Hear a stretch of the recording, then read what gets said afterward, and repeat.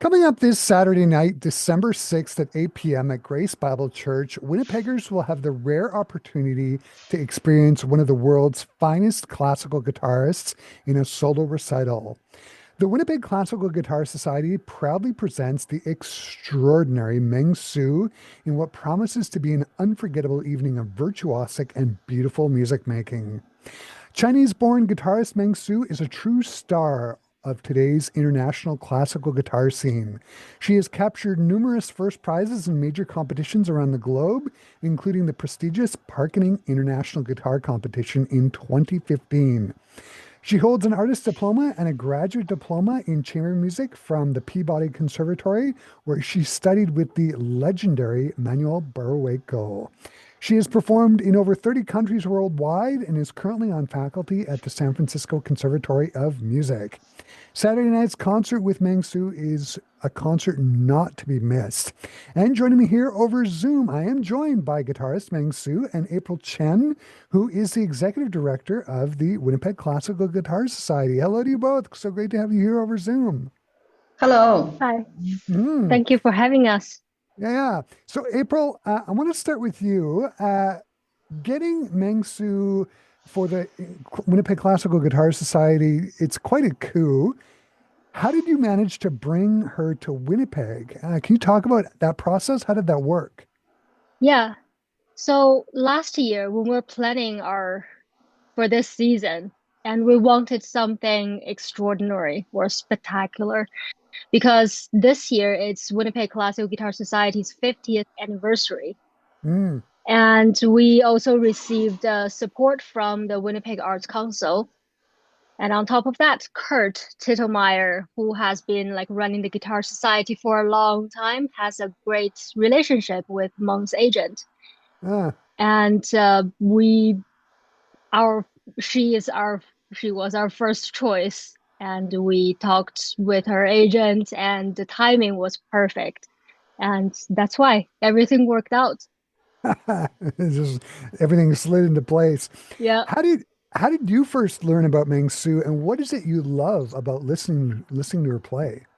I first learned about Meng Su from the duo, the Beijing guitar duo. And I was actually lucky to hear them in person once several years ago in Tucson, Arizona. And they were great. I That was such an unforgettable concert. And they were one of the best guitar duo that I've ever heard. And for Meng's playing, her playing represents the best of the guitar. And Mm. she plays great repertoires with perfect musicality and incredible technical mastery. Mhm. Yeah. Mung, I want to turn the conversation over to you. I interviewed you and your duo partner, Yeming Wang, a few years ago when you were both here in town performing for the Winnipeg Classical Guitar Society. And I was saying how much back then I loved the playing of Manuel Barrueco. You're a student of his, and when I interviewed you the last time, you talked about taking lessons with him, and he would talk about singing, having you sing the individual lines of music that you were playing. Does his teaching style stay with you after all these many concerts, and does it carry over when you're teaching your own students? Absolutely. I still see Manuel every once in a while, and we keep a very good relationship. I think of him as my lifetime mentor. Mm, And I think about his teaching, his playing, and his general enthusiasm to the instrument, and just how hard a worker he is. And I used to stay with him for a couple of weeks, and I was staying in a room that next to his practice room. And every wow. morning at 6 a.m., I heard him practice his skills. Oh, So wow. for someone so established, so legendary as him, he still works, and because he loves to play, he loves to practice. So that attitude actually inspires me a lot and inspire my teaching as well. Because the teachers I had three teachers, and he was the only performer teacher. And I think that's a great advantage of teaching, is that you can show and you can demonstrate to your students and show, okay, this is one good way. Maybe you have some other here, look at this. It is possible to sing on the instrument, to sing every note. So I do demonstrate a lot that I inherited from him. So he's very influential to me and to my students too. On Saturday's concert, you're going to be playing music of Tan Dun. You're going to be doing his piece, Seven Desires. As a member of the Beijing duo, you recorded the premiere recording of Tan Dun's 8 Memories in Watercolor. What do you love about his writing for the guitar? And can you talk about the piece that you're going to be playing on Saturday night a bit? So I first learned, I'm sure with many our audience members, it's through his film scores, The Crouching Tiger, Hidden Dragon, which is very lyrical, very Chinese Oriental sounding, mysterious and impressionistic. Then I learned his dual piece. I mean, it was original piece, the 8 Memories in Watercolor, which we recorded, and that is very similar to the Crouching Tiger. That is beautiful scenery, just beautiful stories and folk songs. Until later on, I decided to play his 7 Desires. That is completely different, and that is actually one of the first pieces he wrote when he arrived in New York. So he was bombed with all the new music ideas. And he wrote that concerto, the E2 concerto for Sharon Isbing, his only guitar concerto so far. And the 7 Desires are the solo excerpts come from that concerto. And many people ask me, what are the 7 Desires? You can hear the flamenco guitar sound. You can hear the Chinese pipa sound. There are lots of different sounds talking to each other, making a great imagination of desires. And I get this question, what are the 7 Desires? I can't answer that. And then I finally got a chance to ask Tan Dun, Maestro, please tell me, what are the 7 Desires? And he said, I don't know. I don't care. And my desires are different from yours, and your desires probably are changing every day, right? So it is totally up to the moment. So that's what I think is great about the piece. Everyone has his own perception and takes something different from the piece. Another composer you have a real friendship with is a legendary guitarist, Sergio Assad. When I think of his music, I think of Brazilian rhythms and lots of beautiful melodies. What are the aquarelles like that you're going to be playing on Saturday night's concert? What are those pieces like? So the aquarelles are 3-movement sonata form. That is one of his first major solo pieces, and it became a substantial part of guitar repertoire of the 20th century. And the aquarelle is the French watercolor. So the whole piece started with a 3-note motif, very simple, and quickly evolves to something more and adding layers. And the best thing about this piece is that Sergio is a great guitarist. So he knows how to write for the instrument, what would best express the instrument's abilities and all the feelings and all the multi-voices, progressions. So it is very difficult to play. But I think the overall effect is just amazing. And the second movement, Valsina, it's extremely beautiful. And the last movement, Preludio e Toccatina, is just a firework, explosive. Piece, yeah.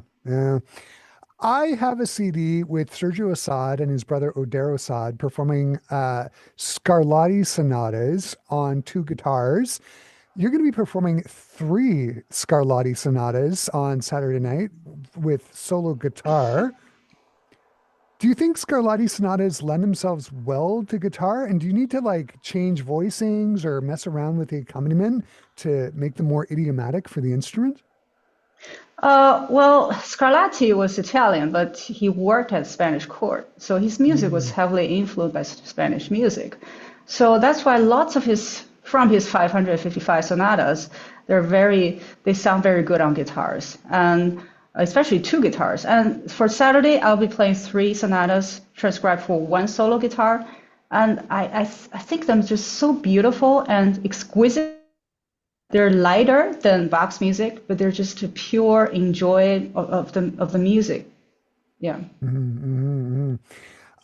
And one of the other highlights on the concert is you're going to be playing a brand new composition. It was written in 2025 by the Vietnamese American composer Viet Quang. He was a student at Peabody, I was reading. Did you meet him at Peabody? And can you talk about him and that music that you're going to be performing on Saturday night? I did meet him at Peabody. He was always that star composing student walking around the campus.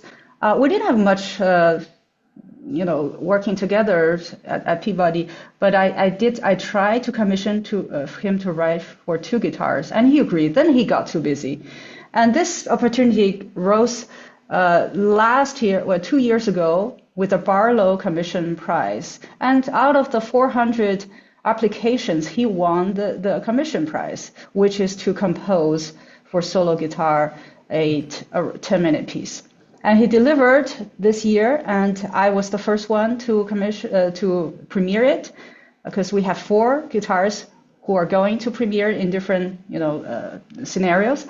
And I did my premiere in San Francisco, and it took me about 2 weeks to learn the piece. I mean, the writing, sometimes I really enjoy the non-guitarist composers' writing, because they come from a harmony, an idea perspective, instead of, what the guitar can play.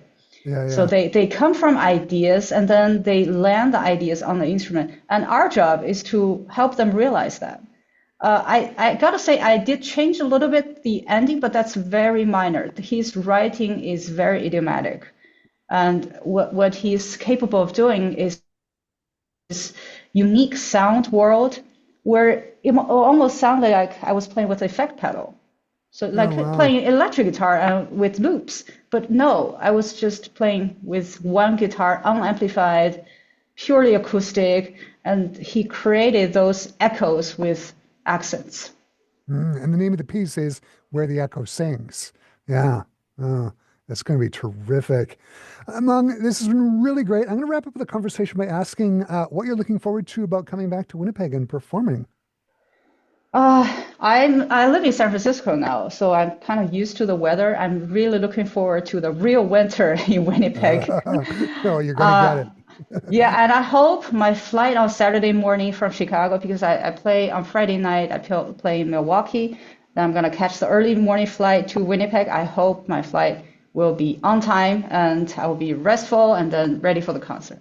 And April, for you, what do you hope audiences are going to take away from the concert on Saturday night with Meng? Well, I'm just so excited for our audience to be able to hear the guitar at its finest, because the guitar is such niche, and also hope people enjoy the music. All the repertoires are really great, and then just enjoy the night, enjoy the music. Yeah. April and Meng, this has been really wonderful. Meng, all the best on Saturday. Bring a parka. It sounds like you're going to get that Winnipeg winter. It's going to be chilly on Saturday. I hope the concert goes super well. And thanks so much for making the time to sit down and chat with me today. It's been great. Thank you for having us. Yes, thank you. For our Classic 107 listeners, Meng Su performs this Saturday, April 6th at 8 p.m. at Grace Bible Church. For more details, visit WinnipegClassicalGuitarSociety.com or go to Classic107.com. I've embedded a direct link to the show page in the article about the concert that you can find up there now. Thanks again. Thank you. Thank you.